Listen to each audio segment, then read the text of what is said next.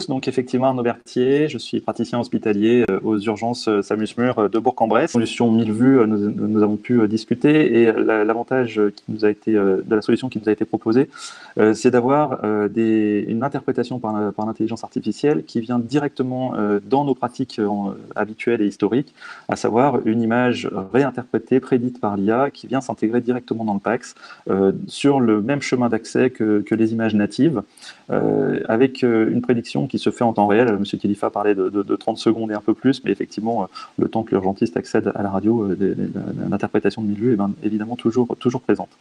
Et pour nous, un point extrêmement important et qui a été possible de mettre en place, c'est qu'il n'était pas question que l'urgentiste ait connaissance du résultat de la prédiction de l'IA avant de lui-même avoir fait son propre diagnostic sur la radio et vraiment d'obtenir une double interprétation, pas une interprétation déjà biaisée par un premier résultat d'IA.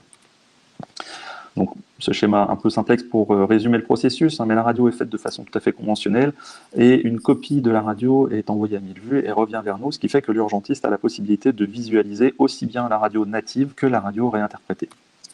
Dans notre écran, dans notre interface, cela se présente de cette manière. On a en haut à gauche les vignettes de prévisualisation. Celle de gauche, vous voyez qu'elles sont en double, hein. Celle de gauche concerne en fait les images natives, celle de droite concerne celles qui reviennent de 1000 vues. Donc les premières qui s'ouvrent sont systématiquement les images natives. L'urgentiste peut ensuite ouvrir celles qui viennent de l'IA et bien évidemment avec le PACS peut comparer tout ça sans aucune difficulté. On identifie facilement les images qui reviennent de 1000 vues parce qu'il y a un bandeau situé en haut et en bas. Le bandeau en haut marque que ça revient de 1000 vues et le bandeau du bas explique, traduit ce que l'image montre, à savoir est-ce que c'est une détection positive, un doute sur une détection ou est-ce qu'une détection non retrouvée. Alors évidemment, quand tout est négatif, il n'y a rien sur l'image de la radio. Et la présence des bandeaux est donc indispensable pour bien faire la différence entre les différents types d'images, les natives et celles qui reviennent de 1000 vues. Voilà, donc pour nous, intégrer l'IA sur ce processus-là nous a permis complètement de sécuriser nos interprétations avec une double lecture, enfin complètement sécurisé avec bien sûr les limites toujours possibles, mais en tout cas, on nous a pu sécuriser nos interprétations en offrant une double lecture à l'urgentiste. Ça permet de fluidifier et sécuriser les parcours de patients en limitant le risque de reconvocation à 24-48 heures par une interprétation secondaire. Ça n'a pas alourdi le travail des équipes des urgences et ni celle de l'équipe d'imagerie.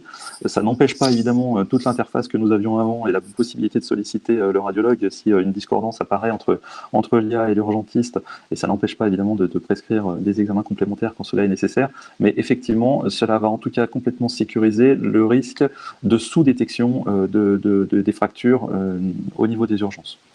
L'accès est complètement simple et un point extrêmement important, c'est que la prédiction faite par 1000 vues ne remplace absolument pas la décision humaine. C'est vraiment quelque chose qui offre la possibilité d'augmenter la capacité du médecin urgentiste sans le remplacer. Donc c'est pour nous un bilan tout à fait positif. Et je vous remercie de votre attention.